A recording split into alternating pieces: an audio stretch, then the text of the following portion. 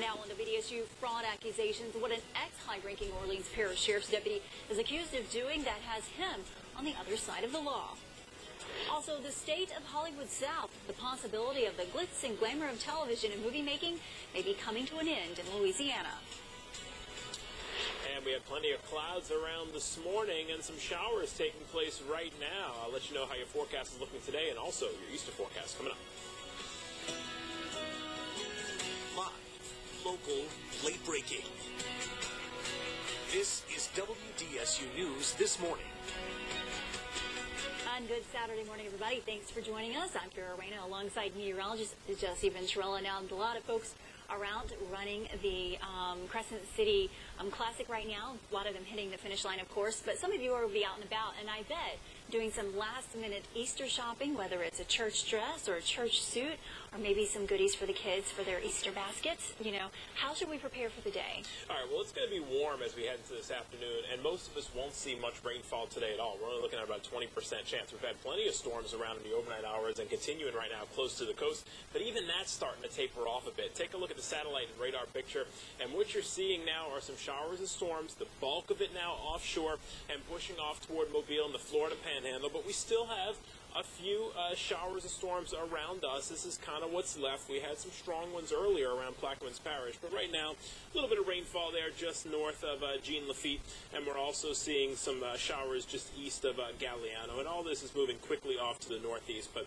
they're starting to lose their steam a little bit. We saw plenty of lightning at the beginning of the loop, and you can see by the end of the loop there, that lightning is decreasing, so that tells us these storms are losing a bit of their intensity. But for the rest of the day, we'll keep about a 20% chance of a shower or storm, and again, most of that chance will be close to the coast even as we head into this afternoon, but that's going to change as we go into tomorrow, and I'll get into that in just a second. But look at the temperatures on the North Shore. Upper 50s right now up there, so still hanging in the 50s. Most of us on the South Shore are in the mid 60s now. Still 59 over in Houma, though, and upper 50s over in the Mississippi Gulf Coast. Winds are light out of the east for now at about 5 to 10. They'll eventually shift out of the southeast by later on this afternoon and evening at about 5 to 10 miles per hour. And they're going to shift out of the southeast because we're going to have a warm front moving to the north by tonight. It'll be right over us tomorrow, so that's what's going to be increasing our rain chances, unfortunately, for Easter Sunday tomorrow. Now, notice today's hour of our forecast, 66 at 10 a.m., 71 by 1 o'clock, high temperature getting up to about 75. And then 72 by 7 o'clock, 69 by 10. We'll keep that 20% chance of rainfall for the entire day, mostly located near the coast. Now, we'll check out that forecast model and time out the rainfall for tomorrow coming up in just a few minutes in the full forecast. Farrah. All right, Jesse, thanks. Also new this morning, officials have issued an arrest warrant for a suspect wanted in the connection of this week's deadly attacks in Brussels. Belgian prosecutors have identified the suspect as Fakel Shefu. He's a freelance journalist. Now, they say he is the man seen fleeing the airport in Brussels after the suicide bombing that killed 2 alleged accomplices. Well, because of lingering security concerns in Brussels, pop diva Mariah Carey has canceled an upcoming show there. The singer was supposed to perform this Sunday, which is also her 46th birthday. Well, she actually tweeted on Friday saying, quote, "I love my fans in Brussels, and at this time, I am being advised to cancel my show for the safety of my fans, my band, crew, and everyone involved with the tour." 31 people were killed and 300 more were wounded Tuesday in a terror attack in Brussels. ISIS claimed responsibility for the attack. Also new this morning, a former Orleans Parish Sheriff's deputy has been charged with conspiracy to commit fraud. Officials say Roy Austin used ghost employees to have them attached to an invoice at security events. Well, they add that he used a private company to pad bills, and some of the extra money received was put into a corporate bank account for personal use. If convicted, he faces up to 5 years in prison and a $250,000 fine. Also, Sheriff Marlon Gusman did release a statement in response to the accusations against Roy Austin, saying, quote, "The Orleans Parish Sheriff's Office has cooperated with each step of the investigation involving Roy Austin." Austin left the OPSO last year. The activities announced are independent of OPSO business and related to a private business that Austin allegedly created. Since this remains an ongoing investigation, the OPSO directs all questions for information to the U.S. Attorney's Office.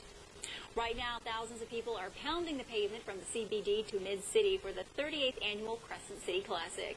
Here's a live look outside there for you on the left side of the screen there. You can see a view above in the CBD, also where the race kicked off, and then on the right side is the finish lane at City Park. Events, of course, take the runners down Porges Street, up to Decatur Street, across Esplanade Avenue onto City Park to the finish line, so you may want to avoid these areas for a few more hours until things wrap up. Speaking of wrapping up, it could be a wrap for a local film production facility that says it can pack up at the end of the month. With state budget talks plus changes in the film industry tax initiatives last year, it's causing great concern among those in the film industry. WDSU's Casey Ferran finds out if Hollywood South is headed south. I started here in New Orleans in 1971. We mostly did TV commercials then, but in the past decade, tax incentives created a boom in the film industry, drawing productions large and small. there have been a lot of infrastructure improvements over those years. Many studios built in town, several. We were the last. But George Steiner, president of FilmWorks New Orleans, will be closing his studio on March 31st. The production facility worked on 8 movies since opening a year and a half ago. It's been dead for months, and we see no future. Steiner says with state legislators considering further cutting tax incentives during recent budget talks, some are not willing to set up shop here anymore. If I'm going to make a movie now and expect to get money back 6 months after I finish or something like that, and they decide in August they're not going to do this anymore, then I might not get my money. I don't think this is the beginning of the end. I just think that this is normal business economic activity. Stan Gill produces films locally. He says though there is uncertainty among industry buffs and film crews, it's not time to jump ship. I can't tell anybody that it's going to get better when they haven't worked on a production in the last 2 months. All I can say is that I really don't think that it's going to dry up overnight. He says there's simply a lull in production and not enough infrastructure to keep up with the real Hollywood, which rarely runs out of work. Those productions go on for numerous months and employ an awful lot of people that allow crew members and talent to afford to live here, buy a house, have an apartment, go do the things that they want to do, and raise a family here. And then in between projects, when they're not working, work on smaller projects, and that ecosystem right now is definitely at a lull. Right now, there is a feature film, an independent film, and 3 TV series being filmed later on, or they'll be starting to be filmed in the New Orleans area in the next couple of months. No live animals for Easter, why animal advocates are asking people to stick to candied or chocolate versions instead. And a live look outside is going to be a glorious day, but you may want to take a sweater before the sun comes out. It's supposed to warm up, folks. Good news. You're watching WDSU News this morning.